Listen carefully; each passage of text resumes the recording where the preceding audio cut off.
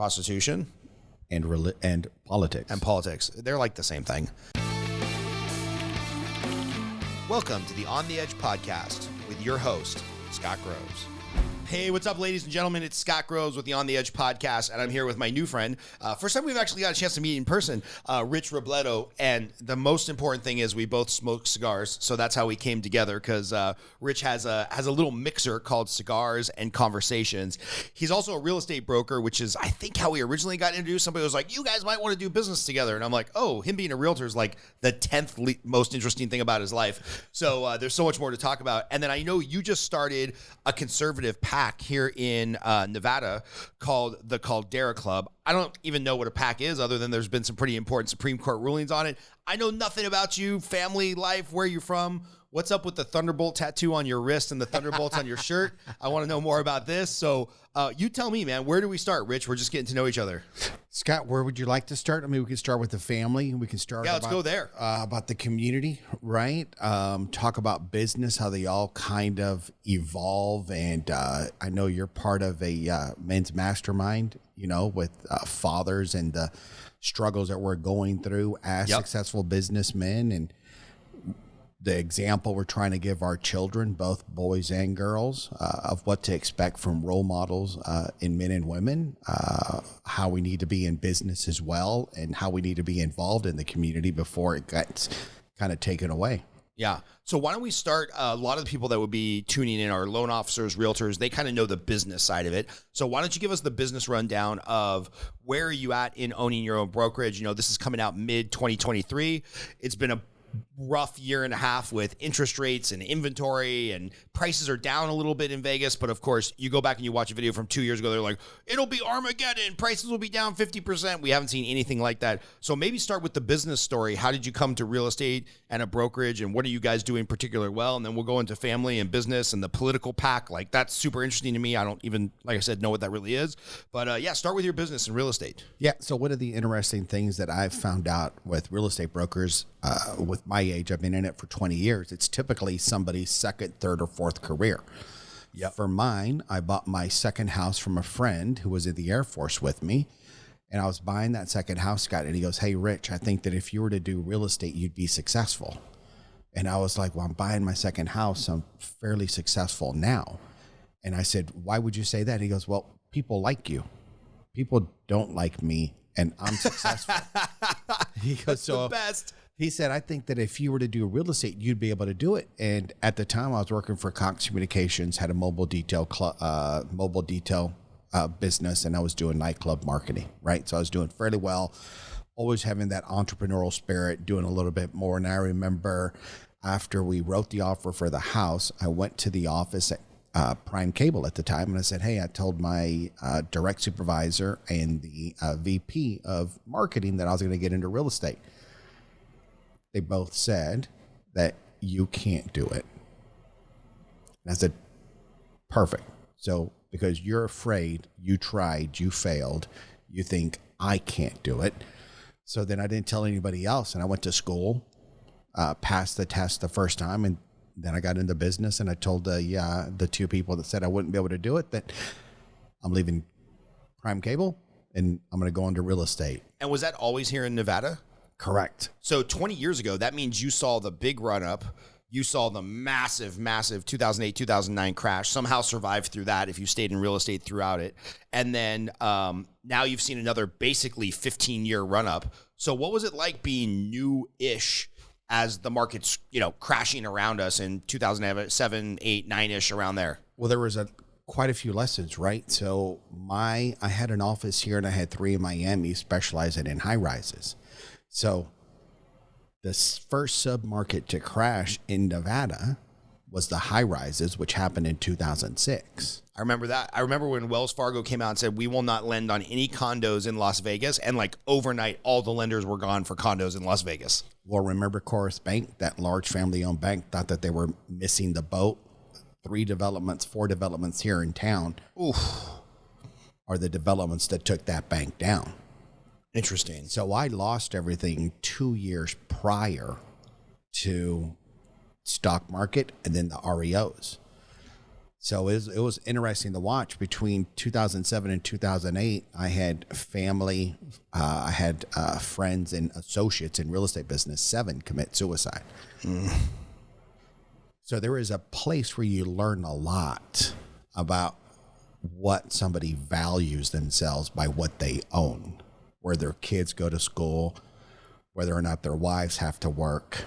And call me ignorant, I just kept going. Right? Call me ignorant, but also call me, Hey, this quick interruption is brought to you by me, Scott Groves, the host of the On the Edge podcast. This podcast is brought to you by me.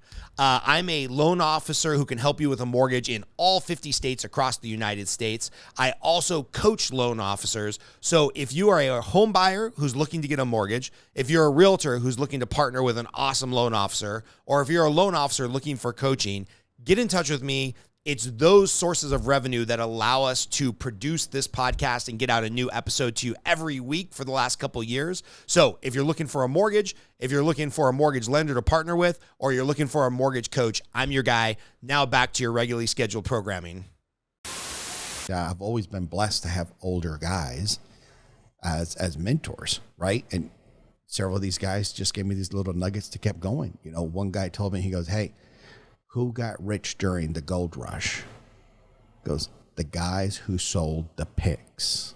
It was never the guys that were finding the gold. Right. It was the guys that were selling the picks, right? Another friend of mine told me it's a proverb. I'm going to mess up, right? He goes, I've been broke, but I've never been poor, right? And broke is a mindset and poor is a temporary situation. Yeah. Yeah. Right? So it's different ways to look at things. And when we were growing up, we had some hard times as well. And I remember my dad getting up every morning to go out and look for work to provide for his family. So I just did the same thing. Are you first generation here in the U.S.? Third. And what was it about your family that, like, you know, that work ethic? I guess you just said it. Your dad just getting up and like, I'll find work because I got to take care of the family. What was your childhood like? What was that experience that kind of got you to the point where you're like, well, I don't know how to give up. I guess I'll just keep plowing forward and ramming my head into this wall until it breaks down. There's been a couple of, I've had good examples and great examples. So we were born in a small ranching town in Texas, no larger than Pahrump. Abusive father, right? So I learned what I didn't want to do to my children and learned that I didn't want to have kids at that time. And then my mother remarried a gentleman that took us out of that position in that environment and moved us to Louisiana. And it was this other man who married my mother who had 4 kids that weren't his, and he raised us. And it was the example of watching him get up and go to work. It was not the attaching, it wasn't loving environment. That just wasn't my stepdad. It was just, I get up, I provide, and your mother's going to take care of you. So then in 89, when he lost it all in the oil business, we moved to Virginia City, Nevada, with 15 kids in my sophomore class. That is in the middle of nowhere, Virginia City, Nevada. You know where it is? I only know where it is because I read a random book about like end of days, survival stuff, and they start in, oh God, I'm going to mess up the town now. We just interviewed the author, Sean Liscombe, awesome guy. Yeah. The book series is called The Ranch. If you're into post-apocalyptic stuff, you got to read it. But anyway, a lot of it is like that northern Nevada, you know, not Reno and not Vegas. Correct. And they talk about all the small towns that they like set up as outposts. And I was looking on a map, and that's the only reason I know where it is. No one actually knows where that city is. Nobody knows where it is, and very few people know that there's schools there. Mm-hmm. So my father moved us there at that time when my sophomore year. So we go from Louisiana, where there was 1,000 kids in my freshman class, to 15 in my sophomore class. Pretty funny. Right? And then you've got a kid who's fairly athletically and academically, you know, gifted. And my mother was a teenage mother and my father was a runaway. So they did not quite know what to do with me in regards to schooling. And I didn't have that fortitude inside of myself to say, well, I'm going to go to college. Right. So I was constantly, you know, in trouble or looking for something else to do. And you said you ended up in the Air Force? Yep. How long were you in the Air Force for? call that my federal time, Scott. I was in there for 4 years, 93 to 97. Yeah, I did Nellis. I did 97 to 2000, so I also served my federal time. But yeah, I can't tell you how many people I met in the military have some similar story. Smart dudes.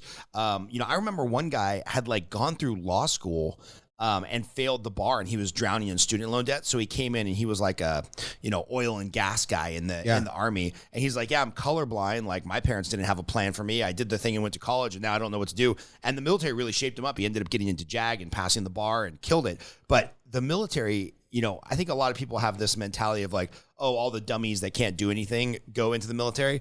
I've actually met a ton of people that go into the military. They're just kind of rudderless, right? They don't have much direction. My parents were really super hardworking people, tried to do everything they could for me, but they hadn't gone to college. Like my senior year, they're just like, I guess Scott will figure it out, right? Like, correct. And I didn't, because I was having too much fun chasing girls and going to the beach and surfing. Correct. So it wasn't for the Army. If I would have found a way to get into college, I 100% would have drank my way out of college.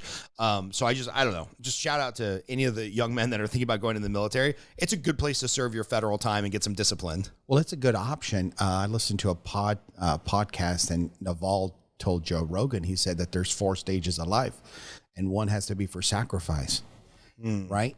And he goes, you go from sacrifice, then you go family and business, then you go to community, politics, and then your 4th stage of life should be philosophy. Yeah. And I tell my wife now, I said, if either one of our kids wants to go into the military, that is a great option for them to figure out what they want to do. And if they know if they want to go into the military, go through the ROTC first if you want to be an officer. But going in as enlisted taught me a lot of the lessons I still use today. Make up your bed, get up early, be careful how you talk to others, because you never know who you're talking to. Right. Do a great job. Right. And it's stuff that I believe is lost right now. Yeah. I remember going on our first leave out of basic training, and I think you're like supposed to stay in your Class A uniform. It's all crazy. It's all pomp and circumstance and silly. But I remember them telling us, hey guys, you guys are going through infantry training. You did like 1 day of hand-to-hand combat. Just remember, at this same facility is like the airborne guys, because I was at Fort Benning. Fort Bragg is where the airborne guys are, I think. They're like at the same facility as like the special forces guys. And then there's this other unit, they were probably referring to Delta Force, that supposedly still doesn't exist to this day. Yeah. And they're like, and there's these other guys. And then there's these other guys with beards who will beat up those other guys. It's like, so just don't get into some bar fight this weekend thinking you're a tough 18 right out of high school, because you'll meet some special forces dude with like adult man strength, and you'll get fucked up. Correct. And I was like, oh, like that has stuck in my head. There's so many times at a bar where somebody's getting out of line. I'm like, we should probably try to diffuse the situation, not get in a fight. You never, that guy's got cauliflower ear, I'm in big trouble. Yeah. Like, it's just, there's so many lessons I learned in the military just as like a man, as an adult, as the responsibility. I'm the farther I get away from it, the happier I am I did it. And of course, I was lucky. I was in from 97 to 2000 before the shit hit the fan and everybody was getting shot at. So I didn't have to deal with that side of it. But yeah, man, I don't know if I believe in compulsory service where everybody has to go in the military, but it's such a good option for a lot of young men that are just no clue what they want to do. Yeah, it gives you the ability to figure out who you are. So I went into the Air Force with one of the best jobs in the Air Force, working on the F-15 avionics package. So everything with electricity, the attack package, the navigation system, the hydraulic system, I worked on. And that was one of the best jobs in the Air Force at the time. And I hated it. They would lock me, and I was good at it, right? So the last thing you want to do in the military is be great at what you do, because they're going to give you everything to do. Right. And they would lock me in this hangar for weeks at a time, diagnosing problems. And I figured out at that time, I said, man, just because I'm good at something does not mean I need to do it if I don't love it. And how big is your real estate brokerage firm now? Like, we fast forward, you've been through all the ups and downs. Yeah, is it just you, or I've got 14 agents, right? Nice. I've never wanted to be a big shop. I always wanted to keep it small because I want to have more of an influence with who I bring on, instead of just doing a transactional real estate brokerage. I'm not in it for the numbers that these guys are doing. I'm really in it to try to help you figure out what you want to do. And if it's not real estate, let's get you out sooner than later. Yes. Everybody thinks real estate is easy. Everybody, People are so dumb. Everybody thinks that they're a salesperson. Everybody thinks that they're a killer. It's not true. Until you tell them this is what is required. Mm-hmm. And this is what you need to do. I'm shocked how many people are real estate agents, and especially real estate agents that work at Keller Williams, who have never read the Millionaire Real Estate Agent. Because it's like, it just says it, like your first job is to prospect, your second job is to prospect, your third job is somewhere way down the line is like negotiating contracts and doing listing appointments. Because if you get to that point, you know, whatever, Rich will step in and help you take the appointment or help you figure out the contract. But if you ain't got no leads, you're dead in the water. And I think, yeah, people are like, oh, I really like interior design and I like mid-century modern and I like playing on Instagram. I'm going to do real estate. I'm like, well, there's one Rob Kallick, a guy who literally built his business by Instagram, mid-century modern, putting out amazing content. Yeah. Everybody else just like posts once in a while and they suck and they're either out of the business or they're broke or their spouse is supporting them. Like, real estate is a grind, man. Yeah, I tell people, if you don't wake up every day to look to generate, it's the wrong business. Well, what do you mean I got to generate every day? If you don't sell something today, you're not going to eat in 30 days. Yeah. And if you need to ask somebody for business in leads, then you should probably get a job. Right. Yeah, I mean, well, this office you can go to that office. I said, but everybody, if you want to be a true 100% salesperson, then you've got to eat what you kill. I love when new or middling real estate agents are like, well, I'm going to go to this broker over here because they provide leads, blah, blah, blah. I'm like, dude, you closed 5 transactions last year. You think this mega brokerage was just sitting around waiting for Billy Bob, who did 5 transactions last year, and then they're going to open up the big lead source and give you all the Glenn Gary, Glenn Ross quality leads? I'm like, give me a break, dude. How can you not see that you're being sold this like crock of shit? You know, don't you think they would pick one of the great agents that's already there or a great agent they want to recruit? But no, they've been waiting for you, Billy, the guy who does 5 deals a year, and then they're going to turn on, you know, the Zillow leads or the Dave Ramsey spigot or the other spigot over here that all of a sudden there's going to be all these leads just falling from the sky and you're just going to close business. Like, how many times have you heard this bullshit? Often. And if they come in, the best on the broker side, they'll come in negotiating a split without closing anything. Well, I think I'm worth this. But you haven't made any money. Yeah, you're worth exactly 0. Correct. Well, I'm going to do this. Do it. And then we can talk about negotiating your split. I mean, this is less than 20 years. I haven't been working in real estate offices that long. So probably less than 16 years ago, you know, it was still common for the Coldwell Bankers, the Century 21s, the Remax to have a 50-50 split. And then, you know, Keller Williams came in and they did the capper thing. And then Compass came in and they're like, oh, 100% commission, just pay a fee. And then there's the EXP models and all that stuff. But it wasn't that long ago that like you made 3% on a deal, half was going to the brokers because they supported you. And now you're in these 100% models. And then, of course, you don't get any support from the brokerage or you get no mentorship or coaching. And then you're like, well, wait a minute, where's all the perks of being an employee? It's like, no, you're a contractor who takes 100%. Like, we don't care about you. We only care if you refer in the escrow, the title, use our transaction coordinator. That's where we're making our money, the in-house lender. Like, real estate brokerages don't make money anymore, which I'm sorry to say for you, you know, it's just a race to the bottom. Industry is in a huge disrupt. So I remember in 2003 spending $10,000 a month on internet leads. This was also when we had different search engines. We were organically in the top 10 for 21 different search terms on Jeeves, MSN, Bing, Google. There was 10 search engines at that time. And then what the search engines or what Google saw was how much money was in real estate. Yeah. And then the next thing that changed was how much money the brokerages saw in those leads. So now that whole business model has evolved and changed, and our business itself is changing. And I'll tell people, I'm like, if you're good, you need to be like an attorney and you need to get licensed in multiple states close to you. No different than a lender, so that you can control that relationship because your buyer or your seller is going to be along I-15, Park City, Las Vegas, the beach cities. Yeah.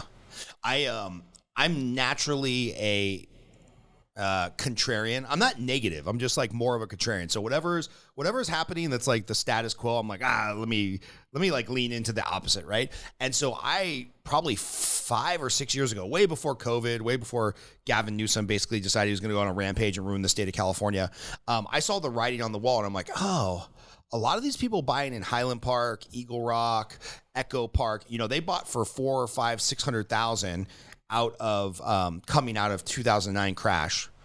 They could now cash out for like a million something. If I had $700,000 or $800,000 cash, I'm not staying in California. I'm gonna go buy a house all cash in Phoenix, in Vegas, in somewhere in Plano, Texas, and like just have a better quality of life because I have I don't have an $8,000 a month mortgage. And so I got licensed about 5 years ago in Florida, Texas, Arizona, Nevada, and I think that's it, New Mexico, I think. And sure enough, like that foresight to get licensed in a bunch of states has probably made me $500,000 over the last 5 years, because so many of my clients would call me and they'll be like, hey, Scott, kind of weird. You helped us with a mortgage 4 years ago. We're selling and we don't like the politics. We hate the idea of like living in a red state, but there's no state taxes and we can cash out for $800,000 and buy a house all cash in Clearwater, Florida or whatever. We're thinking about going. And I'm like, cool, go, man. That's like the best financial decision. Well, can you help us with a loan? And I've done so many loans out of state, which is pretty bonkers. So to your point, it's like, if you don't like it, right off the 15 corridor, right? If like you don't like California, come to Nevada. If Nevada's too hot, right up into like Utah. If you want to go like total free stater, up into Idaho. Yeah. So it's, that's brilliant, man. Well, you just saw that last, it was an article by Wall Street Journal where all of the migration is going from the Northeast down to the South. Yep. Right. To chase the lower income states, the no state income taxes and better, cost of living for people to move. So, I mean, I like, they're leaving Illinois. I totally get wanting to live in LA. I was born and raised there. Like there's so many great things about LA. And I totally get certain job fields like the entertainment industry or certain internet jobs. You have no choice. Like you have to live there. But it's like if you have a $60,000-$70,000, you're a loan processor. You've got a $60,000-$70,000 a year job, and your husband maybe has like he's a journeyman in some trade or something like that. Like, those jobs are kind of ubiquitous. Processors now can work from the computer. Trade union people are needed everywhere. Like, why wouldn't you take that $110,000, $120,000 of income and move to some place like Gilbert, Arizona, where you can still buy a house for $700,000 or $800,000 or $600,000 instead of like, whoa, we got this 2-bedroom, 1-bath. We might be able to have a kid in Echo Park or whatever, which like, hey, cool. You want to be trendy, live in Echo Park, be able to walk to a bunch of coffee shops and you're trying to break in the music industry or you work in the music industry. I totally get it. Like you're stuck. You can never leave. But if you're like a normie, like why wouldn't you leave? I mean, it's kind of shocking to me. But what have you seen as far as the growth in Nevada? Like you've been doing this 20 years, some boom and bust cycles. I mean, when I was coming up here in my 20s, because my uncle lives up here and then we had a condo up here, it was casinos or bust. And now you've got real sports teams and real tech businesses and a bunch of, Mark Wahlberg's trying to build a movie studio here. And I know 2 mortgage CEOs that have moved up here. I think the companies are coming pretty soon. So what have you seen as far as growth of, well, are you a blackjack dealer or a bartender? Because that's all there is in Vegas. Yeah. So you're starting to see some of those larger companies come into the state, right? Into Henderson with these tax abatements, with the Las Vegas Global Alliance Committee is bringing these people in. I think the misstep that we're doing is Vegas always wants the big shiny thing, right? The sports, right? The large manufacturing companies that are going to bring 1,000 employees. I think we're missing it with some of the specialty companies that we should go after to bring out here, right? We're still not as diversified as what we'd like, and we are kind of like a weekend down. If you were to take your finger and just remove the Strip, great weekend for an example, 4th of July, and we did not have that, the city would be a small city. Right. So we need to bring other small to medium-sized companies that can provide value for the community. There's a reason that our private schools are doing so well, because the people that are fleeing are going to be the high income earners. Right. We're going to put their kids in the private schools, but we need to bring businesses that will employ Las Vegans or bring some of their employees to come with them as well. Yeah. When I think of that, like prototypical middle America, like you're making a good living. I think of some friends of mine that do like low voltage installs, right? Mm-hmm. You know, they're like, you know, they're not welding, you know, shaking hands with the devil down at the bottom of a coal mine. It's low voltage. Like you're probably not even gonna get shocked. You're running Ethernet wire, but you know, they'll make 70, 80 grand a year running wire. And if you can bring some more companies like that here, cause you're right. It's like Google, bunch of small mom and pops, and then the Strip. You know, Google has one of the biggest data centers out here. And then on the other side, we've got like Switch, giant tech companies, Yep. shiny object that the state brought in, and then a bunch of like mom and pops, and then the Strip. So it's like, you're right. We need some more of those up and coming businesses, less than 500 people, you maybe less than $100 million in revenue. Like that would be cool to see more of those businesses here. Because those employees for those companies are going to send their kids to the public schools. Right. And that's what we need to strengthen, is getting the public schools stronger for the state of Nevada, so that we can have, and I know businesses that have jumped right over Nevada going to Arizona or Texas because of the public schools, for the business owners wanting their employees to have better options than what we have out here. Yeah, so I feel like our conversation is going to steer political real fast. So can you explain to me what a PAC, or a political action committee, actually is, what it does? I mean, tell us real quick about your family, because obviously you're passionate about public schools. Yeah.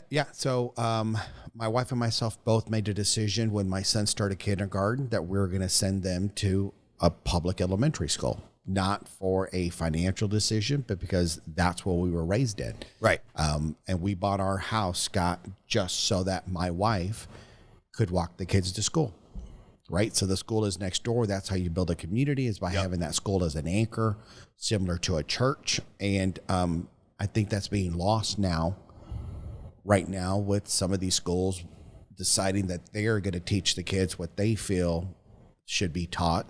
And I feel it's my job as a parent to talk to my child about sex education, about, you know, choices for them to make, not something that I need to opt out. I should have to opt in to have this conversation with these, you know, with my kid. And public schools should be a good option for everybody. And some of these public schools are struggling, and most of these parents that are sending them to the bad schools are employees of the casinos. Yeah. And how old are your kids? 9 and 8. 9 and 8. And so what changed that you went from like, I'm never going to have kids, to, oh yeah, I definitely want to have two kids? So during that recession between 2006 and 9, I was dating a girl who had kids, and she broke up with me, and I'm sitting in my therapist's office, and I'm crying, and my therapist starts to cry, and I'm like, what are you crying for? And she goes, these are tears of joy.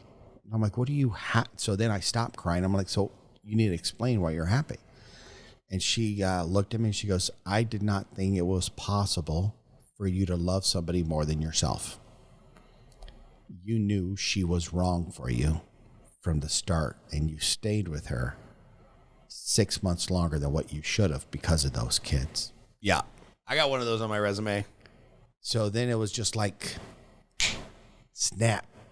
Now I said, you know what? You're right. I never wanted to have kids because I saw the struggle that my mom and stepdad had raising us. So I equated struggling financially to children. I said, well, if I don't ever want to be like my mom and dad. I don't ever want to struggle, and I want to be successful. So that means I'm not going to have kids. To where me sitting and saying, you know what? I want to have kids. As a matter of fact, I want to have my first kid before I'm 40. In order to have that, I need to get a girlfriend and then get married. So I wrote a list down of the 5 things I wanted in my partner. Shows up, and then we got married in 2011. Opened up Acclaim Real Estate in 2012. Had my son in 2013, 3 months before I turned 40. That's awesome. Then I told my wife, I said, listen, at the time she was working at the school district, and incredible insurance before Obamacare, gutted that one. And I said, we had our son, and he was in the hospital for 2 days, and it cost us $300. Amazing. I said, give me one more on that, and you can be done. And I had my daughter 18 months later in 2015. Yeah, that's so much like my wife and I. It's like we met what would that have been?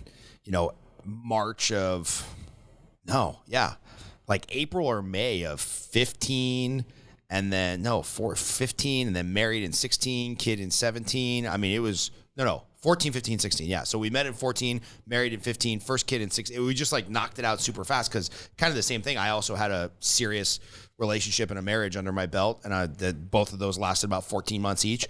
And then I was like, no, let me figure out exactly what I want. I'm like, oh, now I'm adult enough to know what I want. And then magically, there's Karina, my amazing wife.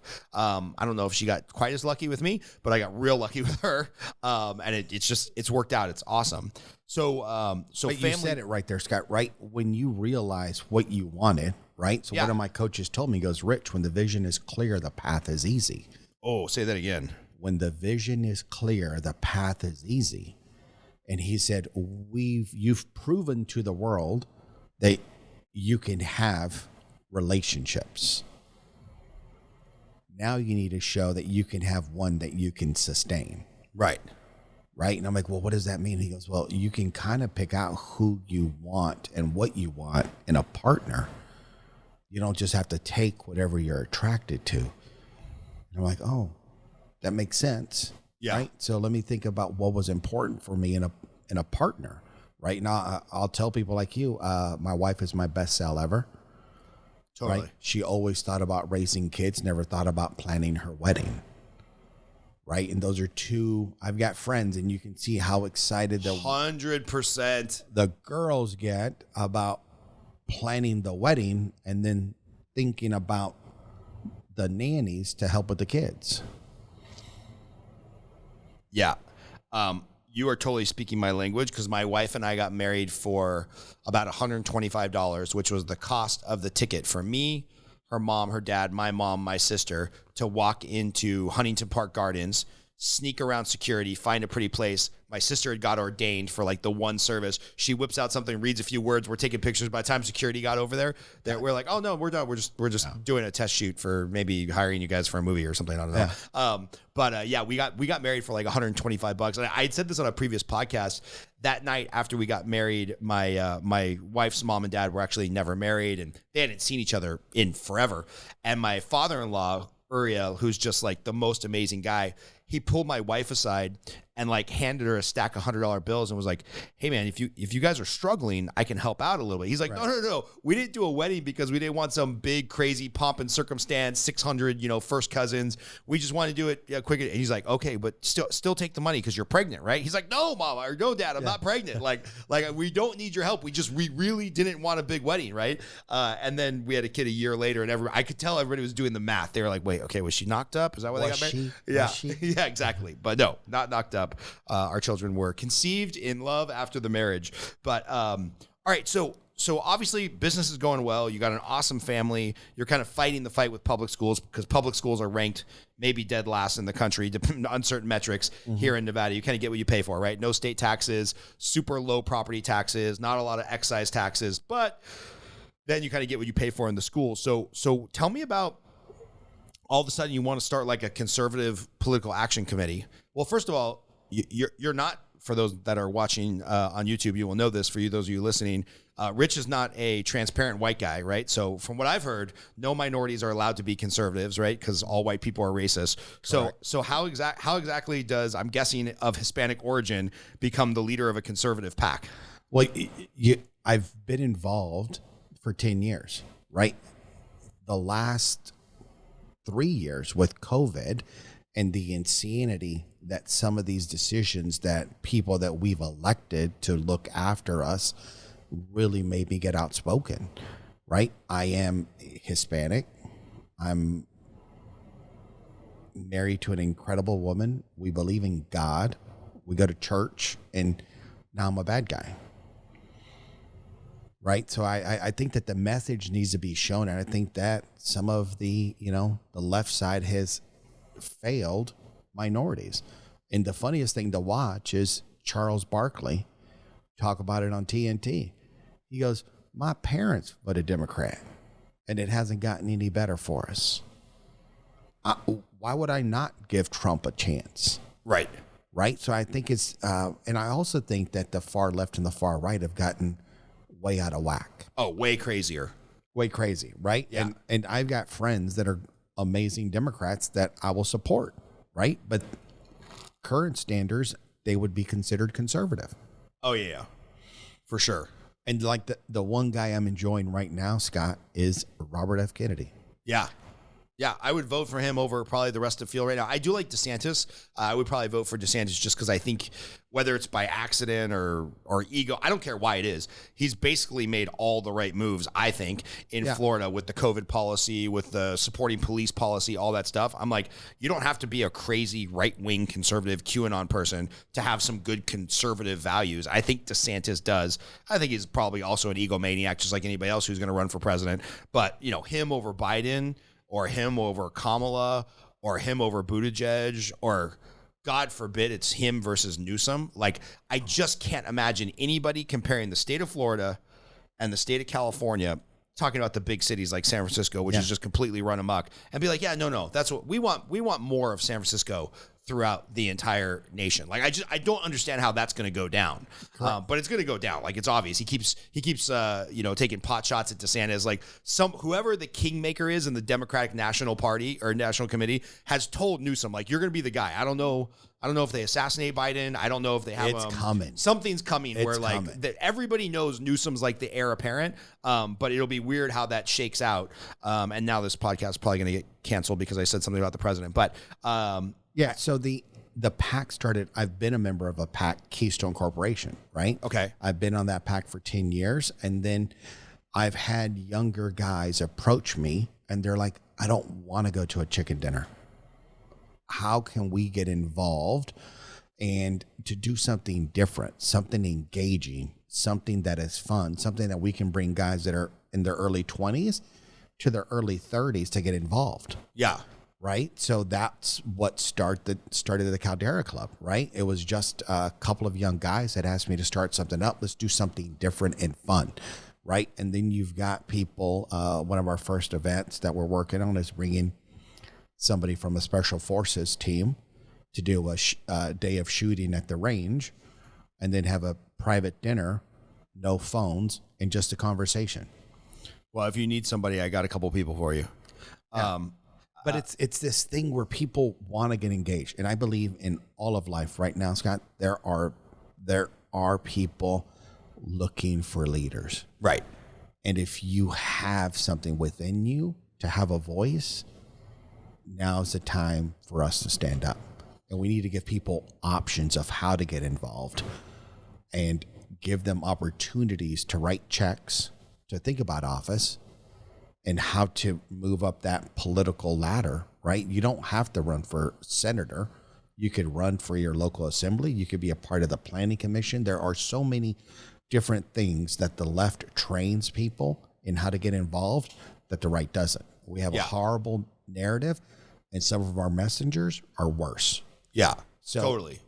You need to show people that, hey, you can be Hispanic. You know, you can have struggled, been successful, lost it, and come back again and still continue to grow. Yeah. And still do well. So I made a couple of notes here that I want to come back to, the horrible messaging and stuff. But, you know, when I think of, okay, who's in the audience right now who's rolling their eyes of like, oh, a PAC or a super PAC is just a way that rich people donate money to manipulate elections. That, you know, that's kind of the narrative, right? Once it was upheld in the Supreme Court. Oh, do you know what case that was? I don't. You're gonna have to look it up, Chris, on what Supreme Court case upheld the right of PACs and super PACs. So, you know, the negative narrative out there is like, oh, you just take money from rich people and get their candidates unfairly elected. What does a PAC actually do? Fundraise. Okay. For who? For what? So you have different PACs. You have our PAC. We do not get in federal races. We are all state races, right? Got it. So you fundraise, and then you give that money to certain candidates for them to get elected, right? And I think Barack changed the view of PACs because a lot of his first election and win was all grassroots. Right. Which is what, who's a crazy guy in the wheel, Elon Musk and him go back and forth. Citizens United versus FEC. Thank you. Citizens United. That was the one. The one with the mitts, And all the majority of his donations were Bernie Sanders. Yeah. Were $5 and $10, right? Right. Like you can take the 5 to 10s, you can go up to the 10 and 25, but it's really trying to find people that want to get involved, help them create that message and get them involved and elected in those state offices. So tell me if this is correct. You're a realtor. You probably have a bunch of like-minded friends, whether it be, a community you belong to of ethnic Hispanics that all go to Catholic church together, or Did you just make an assumption about that? Totally. Or a bunch of realtors you work with, or a bunch of buyers in a particular community that you have supported. You'll get 100 guys to come to a cigar mixer, pay $1,000 for the sponsorship, or because you're sponsoring cigars and whatnot, and you'll do a whole fundraising thing. You'll end up with net $80,000, and then you'll say, hey, there's a guy who's a really good conservative voice. He's running for the planning commission. We think he's going to do good things in Summerlin, Nevada. Let's put $25,000 towards his campaign so he can go buy, flyers and yard signs and shit like that. Is that how it all works? Correct. Okay. I could see just the libertarian in me who does not like government elections at all. I could see how somebody would be like, well, like what stops Rich from taking $100,000 from some rich guy and he goes and buys off a politician and says, hey, Mr. City Planner, I'm going to give you $100,000, but the kickback here is you vote for, Scrooge McDuck's big pool installation up on the hillside. He's basically just paying off a politician $100,000 to get his pool that blocks somebody else's pool. That I could see how this stuff could happen. So what it happens? It happens. Okay. Yeah, there was just the gentleman who was the director for the GOP in Ohio was in the Wall Street Journal today. Is being, I think the sentence that he was given was 16 to 20 years. For what? For doing that. For funneling kickbacks through a PAC and then, getting a politician to deliver special favors. Yep. And in Ohio, it was the Green Initiative with a nuclear company. So they just said it. And the quote that they used for him, he was running his political career like a mob boss. Yeah. So it is there. There's a reason. So was this the politician or was this the guy who ran the PAC? That was the politician who was aligned with the PAC. Okay, I was going to say, because it always seems to be the guy downstream that goes to jail. Never seems to be the politician. Like, I would like to see more politicians let out in handcuffs. Yep, and this was the politician. Oh, that's great. That's good things. Yeah, okay. I mean, it was Chris in the Wall Street Journal today, if you want to look it up. It was him, the guy below him. Yeah. 16 to 20 years, and they're going to appeal it because he's an older guy. Right. So with everything, I'm hesitant to watch what some stuff happens because it is quid pro quo. Yeah. It's done, right? Yeah. But it's how do you guard against that? Do you put a cap on what you'll take as donations, or do you just know everybody that's donating, or how do you keep a barrier between you? Like, how do you keep a barrier between the people that are donating, like me, who's just like, man, I just want, if I'm going to live in Nevada 181 days a year, I want it to be a more conservative state. And I don't even necessarily mean conservative like capital C, capital R Republican. Yeah. I mean, I want more conservative values being stressed in the state or city I work in. So how do you separate from the me's who might give you $1,000 or $5,000 because I trust you to, back good conservative horses, versus the guy that's like, hey, wink, wink, nod, nod. Here's $25,000. Here's what I'm kind of looking to get out of it. Is that just a character thing on you, or is there some fail safe in place? No, it's a character thing. Okay. And that's why some politicians end up giving money back to certain donors after the donors get in trouble. Because they take it from everybody. Right, of course. And then once that donor gets in trouble, they're like, oh, I give him back his money. Right. Like, we can't be seen receiving money from this guy. Yeah, totally. So, okay, so that's interesting. And then, I've heard terms like PACs, super PACs, et cetera, et cetera, et cetera. When we think ahead, I think, check this if I'm correct, Chris, I think the first time I was made aware of PACs, I think there was one that was backing the Swift boat guys who were claiming that John Kerry had thrown out his medals and he actually should have been dishonorably discharged, and they created all this stuff around his military service, and it was just enough, I think, to swing a lot of the independents to not vote for Kerry. And I think that was, Chris will have to look this up. I think it was Swift Boats United was one of the first PACs that got a lot of news. Swift Boat Veterans for Truth. Yes. And Swift Vets and POWs for Truth. Yeah.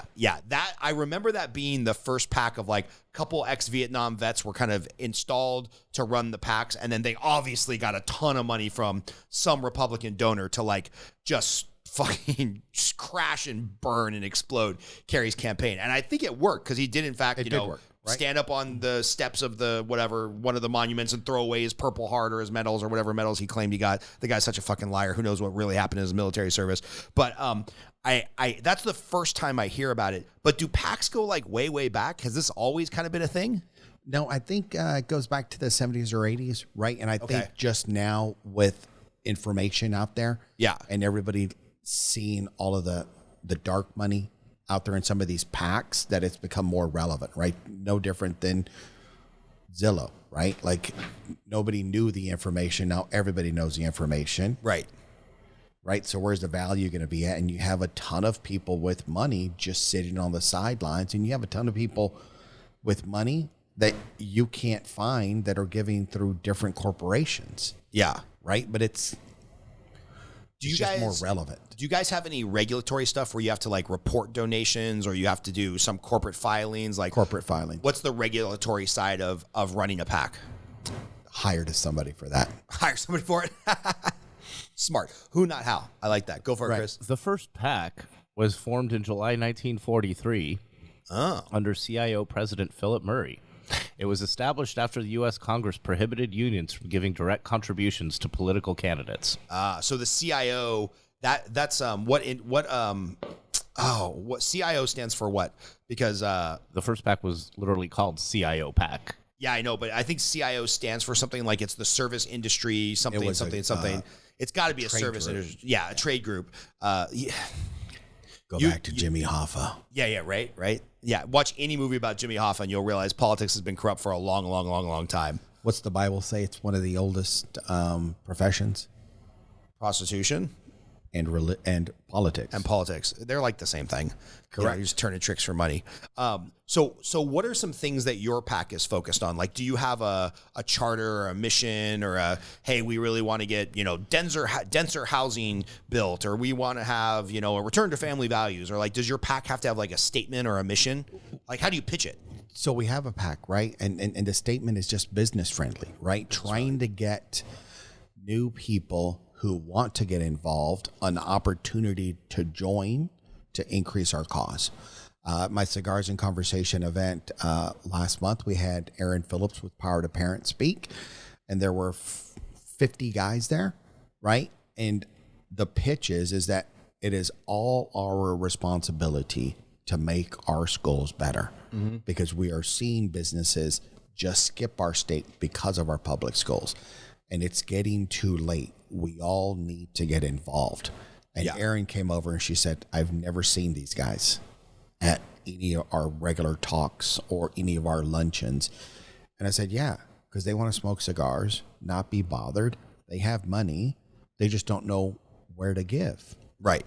And if you look at other states, a couple of governors have gotten elected because of mothers getting involved because of schools. Yeah. That's how DeSantis, we had Philip Stutz, who's a world-class political analyst. He's worked on more campaigns than he can remember. They were responsible. His company was responsible. I think it's called Big Win Media or something. They were responsible for identifying the county in Florida that had a disproportionate amount of single African-American moms who had sent their kids to charter school. And the guy who was running against DeSantis the first time wanted to end all charter schools, and they marketed hard to like that one county. And DeSantis won the state by like 5,800 votes or something. And then on the re-election, people were so happy with him, he won by like 64% or something like that. But like single moms, like they're a valuable voting block. And then you go to San Francisco, the only non-progressive or the only progressive policy that hasn't gotten through is like the Asian parents were like, yeah, do whatever you want progressively, but don't screw with my kid's ability to get into an Ivy League. You cannot take away advanced placement classes and courses and tests. And they voted out like 4 of the 7 school board members or something like that. I'm getting my facts a little bit wrong on the numbers, but like parents, once you start messing with their kids, they don't like that. Like, we'll tolerate a lot of shit in the streets, but once you go after kids, it's like a totally different game. Yeah, I had lunch with the political consultant, and he looked at me. He goes, "You know what's wrong with you guys?" I said, "Tell me, what's wrong with us?" And he goes, meaning Hispanics. He goes, "You guys don't want to speak up. You go to work, you go to church, you raise your families." He goes, and then you don't get involved. He goes, "We need to find somebody to change that story so we can get more Hispanics involved, because you guys don't want to ruffle feathers." And now it's about it's about ruffling feathers and fighting for our kids. Yeah. And I'm going to make a gross overgeneralization, but having grown up pretty much exclusively with Hispanics in the San Fernando Valley and the east side of Los Angeles, I've never understood why the Hispanic voting bloc is primarily Democratic, because, or, you know, DNC, meaning Democrats, because if you think about it, just like just at a base root level, most of the Hispanics I know, pretty conservative, care a lot about family. Like you said, overwhelming number of Catholics in America are Hispanics, or at least in the Southwest. A lot of small business owners, like a lot of people who probably came here because they didn't trust the government and in theory would want smaller government, even though Republicans actually haven't, you know, lived by that motto in a lot of years. But can you explain to me, as somebody that came from the community and still work in the community, why an overwhelming number of Hispanics are voting Democrat instead of Republican? Legacy. Just because their parents did it, right? You would be surprised when they stop teaching civics and government in schools, how many kids don't get involved, or they vote the way they vote because of what their parents voted. Yeah. Right? Hey, Chris, look at that stat. How many people vote for the political party due to parental influence? I got to imagine it's the same with Republicans, right? Because I grew up a dad who was just a massive, massive Ronald Reagan fan. And I remember him like 10, 11, 12 years old having Boy Scout outings where we would sit around the campfire and like the kids of conservative dads would argue with the dads that were more liberal. Although now, like, liberal to me is a good word and progressive is the word that's kind of messed it up. So is there a quick stat on? 71% vote about the same as their parents. Yeah. 21% are more liberal, and 7% are more conservative. Yeah. Yeah. It's this education process. I mean, how often we had Trey Gowdy speak at one of our dinners. Who's that? He was a governor, Chris, or in the office with Trump. Could have been his attorney general. Okay. But he was talking, he goes, we need to start having conversation with those on the other side. Oh, yeah. If we sit in a room filled with everybody who believes what we believe, nothing is going to get passed. He goes, my house is, he has 3 girls or 4. He goes, my children are liberals. He goes, and the conversations I enjoy the most are with their friends on Saturday morning.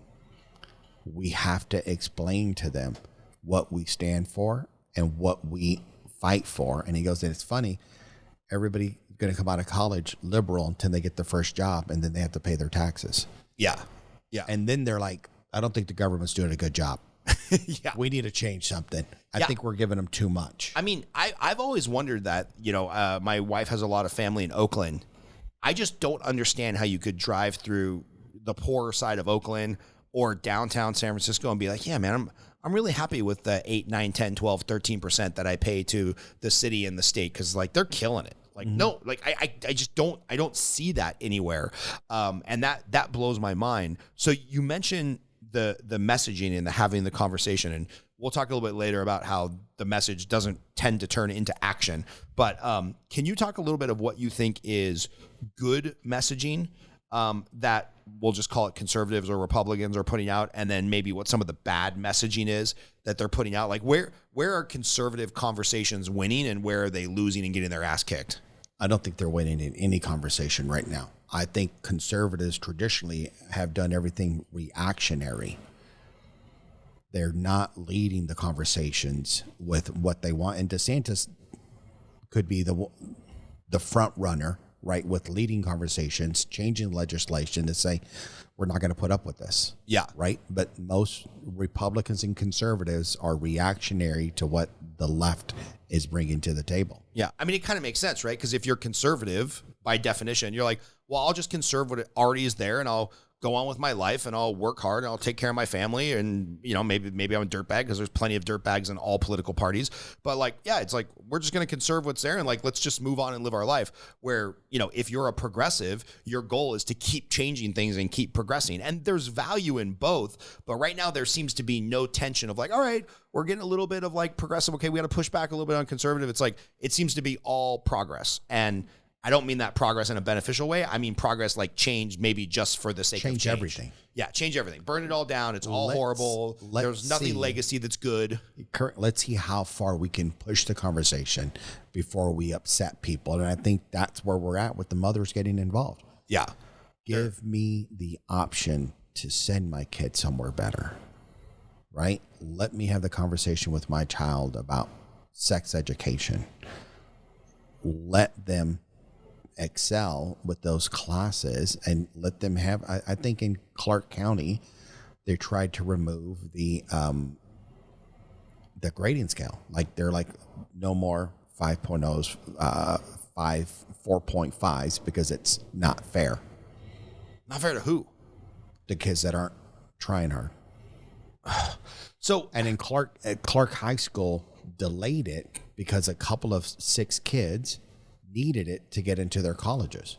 Yeah. I mean, it's just so ass backwards to me. But when you think about changing something as behemoth as a school district, and I don't know what the size of Clark County School District is in comparison to LAUSD, because I think LAUSD is now the biggest school district, and it's just completely intellectually captured by the bureaucracy. Like, you're never going to change LAUSD. It's one of the reasons our kids go to school here, and then we go down and visit grandma all the time because they're just not going to go to LAUSD. How do you change something like that? Is it getting board members elected? Do you have to change it one teacher at a time? Do you have to fight the unions? Like, I just think it's something as big and complex and entrenched in bureaucracy as a school district. And I just kind of throw up my hands and I'm like, I'd love to fight the fight with you. Like, Rich, I'd really love to commit to sending my kids to public school. I'm not going to sacrifice them at the altar of what I think is now a progressive establishment in almost all school districts in America. So I'll just work harder and pay the 10 grand each for them to go to private school. Like, I'm kind of done with the fight. Right. But I think the fight is important. So how does one fight that fight? Well, I believe it was Napoleon Hill in Outwitting the Devil said that the school system was broken. That's like 80 or 100 years ago? I think it was in 32. 32. Yeah. See when that book came out by Napoleon Hill, Chris. So Outwitting the Devil. It's been broken for a while, but also I believe that a lot of systems are broken, right? So my wife was a school teacher for 10 years. She taught at a school that was Title I, so majority Hispanic, below the poverty line. And she was a food counselor first, right? Because kids were free lunches, and she had kids that did not look forward to summer breaks or holidays because they would go without. So she would give certain kids backpacks on Friday so they would have food during the weekend and or the holidays through 3 Square. Right? So then she also had kids dealing with a lot of mental and social issues before she was able to be a teacher. And this was at her school. Walter Bracken was the top magnet school 3 years in a row. That was the school she was at. Correct. And there was kids that did not have 3 squares a day. Correct. That principal was allowed to run that school like a business, was the top magnet principal in the nation because she was allowed to go out. She would seek donors, businesses from outside of the school and the community to come in and get involved. Right. So I think that the argument now is, what do you do with Clark County School District? Right. You can pay the teachers more, but they're not safe. Right. Who was that teacher yesterday that I was at her kid's sentencing that was told the administration at El Dorado, this kid has threatened me. I don't feel safe. The kid goes in, physically assaults her, sexually assaults her. On the way out, throws a bookshelf on top of her. She's shown her face twice. The first time was when she was with Governor Lombardo and they signed a bill saying that kids need to be held responsible for what they're doing, right? No different than California, where you can steal whatever you want and just be, they can't chase you. Yeah. Yeah. Right. So our kids, and I asked my wife, with all of these things happening in school, I said, how can we make school safe? And she goes, make the parents responsible for the kids' actions. Yeah. Oh, 100%. And there's no accountability. Yeah. Right. And they've detached people so much from anybody having any accountability. Like, you know, we've seen it just progress over the last 20 years where, you know, you hear these horror stories of like, oh, kids being disrespectful. Oh, they'll be kids. Oh, now they're being a little bit more disrespectful. Now they just watch their phone through the entire class and the teacher's not allowed to touch their phone because they'll get sued. Oh, there's a fight in the quad. No teacher's allowed to break it up because there could be a civil liability lawsuit there. And you just go on and on and on and on and on and on and on. And then all of a sudden they're like, oh my God, teachers are in danger. How did that happen? I'm like, what do you mean, how did it happen? Like, this is the logical progression. If I let my kid fuck around and he never finds out, eventually he's going to turn around and just punch my wife in the face because he's a pretty big kid. But you have to like, you have to have some discipline in place along the line, or my 7-year-old who's already a giant is going to be like a terror. Right. And I don't know, I don't understand how they could go through the last 20 years of what's going on in schools and then somehow be shocked that teachers aren't safe. Well, it's getting worse now, right? I mean, you're seeing the shootings, you're seeing all of these things happening, and it is, I was in Europe a couple of months ago, and a friend of mine looked at me and he goes, how do you send your kids to American schools? And I'm like, well, what? I don't understand. He goes, this was at the end of April, you've had 5 mass shootings since the 1st of April. Yeah. Right? So I everything has changed. But it's, how did your kids do during COVID? They did awesome. So did mine. How did your friends' kids do that you knew where their parents both worked?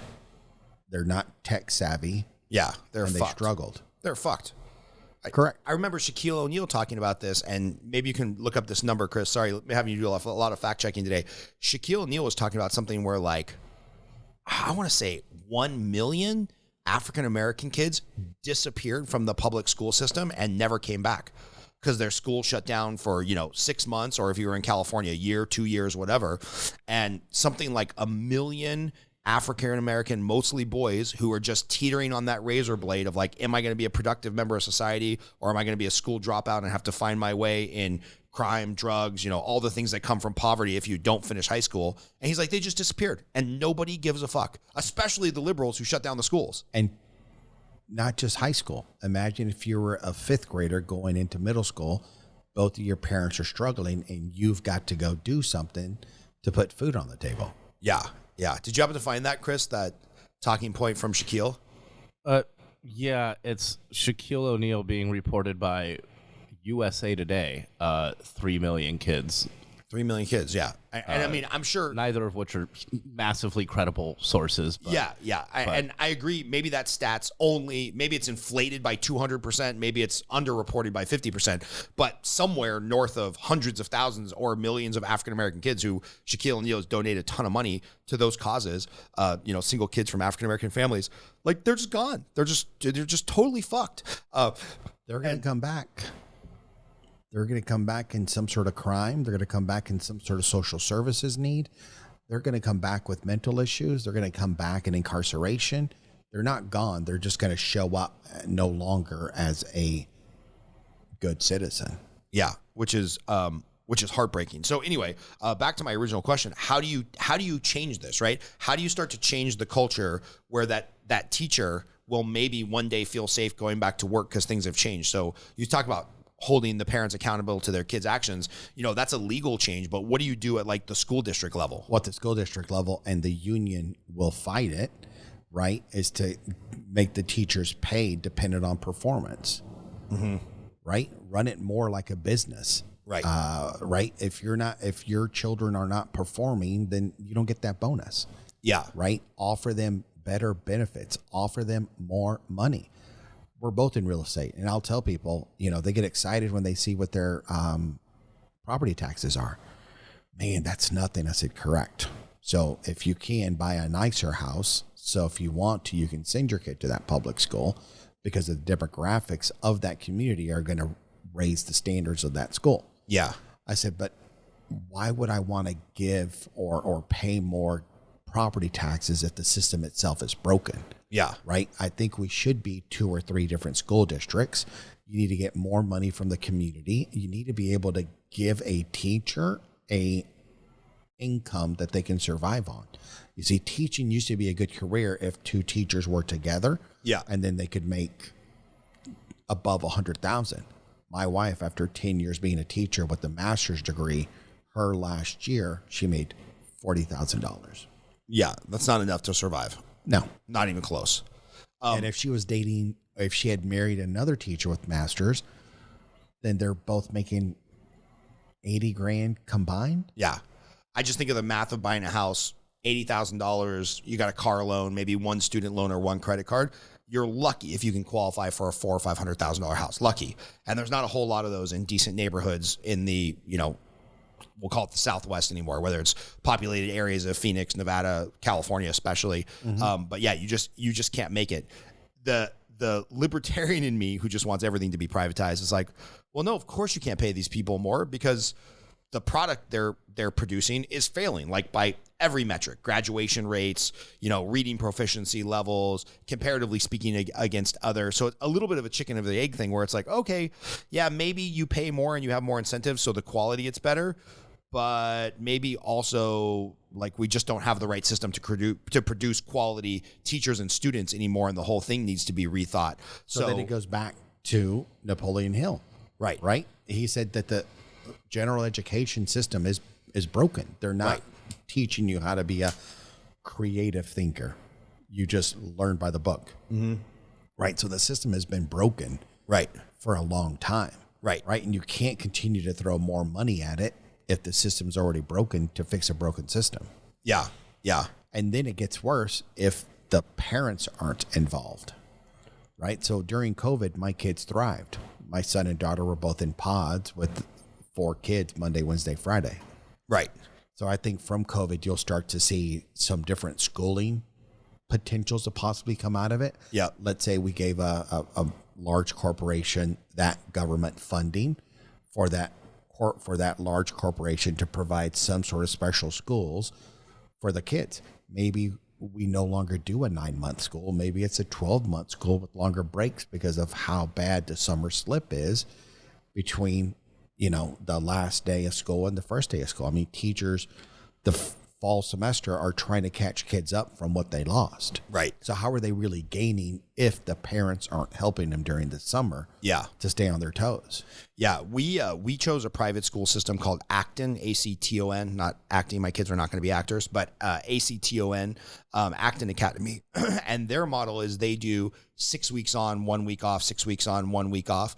And it's technically chartered as like a homeschool support system. So our kids can go to school 8 to 3 every day, kind of traditional 1-room classroom with like 5 to 11-year-olds. But anytime we want to take them out, there's no pressure of like, oh, they weren't there today, they're truant. It's like, no, we have the curriculum. They can catch up on all the busy work on their iPad. And we have found that, first of all, confidence level has gone through the roof since there's the consistency there. But we can also travel with them whenever we want. And then that 6 weeks on, 1 week off, it's nothing. It's the 1 week off. They lose nothing. They're right back to, gold drawer number 6 to 7, because it was only a week. You can't forget that much in a week. And my 7-year-old really tries to forget it all in a week, but you can't. I mean, if you had a normal summer session of 2.5, 3 months off, and my wife and I, we just were not built to be homeschool teachers. We're really good at the social stuff and the experiential stuff. Sitting down and sounding out letters, that's just neither my wife or I's strong suit.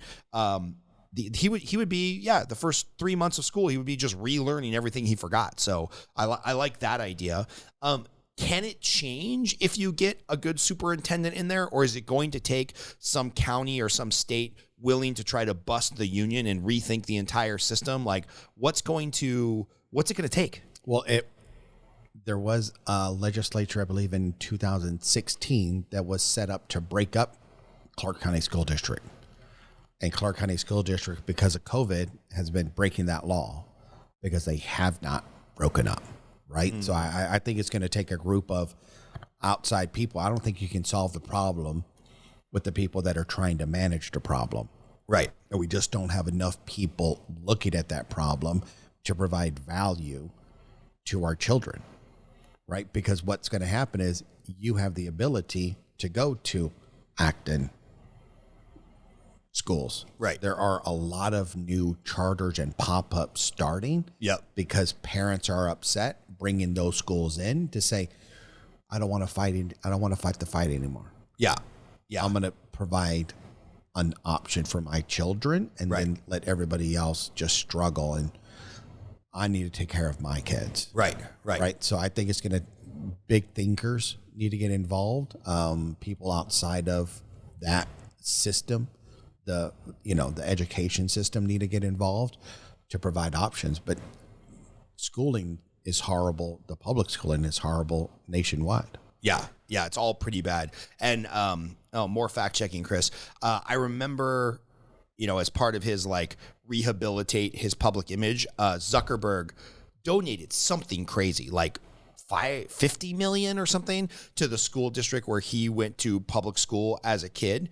And, we're now 6-7 years later, no noticeable improvements. The money was absolutely pissed away. They created a bunch of new legacy programs that just employs a bunch of new administrators. Nothing got better in the schools. And they're going to ask him for money again. 100%. Mark, because of what you gave us, we were able to do this. So we need more to continue to give you less than desirable results. How much was it, Chris? Excuse me. $100 million in Newark. He gave $100 million to New York, and I've seen some articles on Newark, yeah.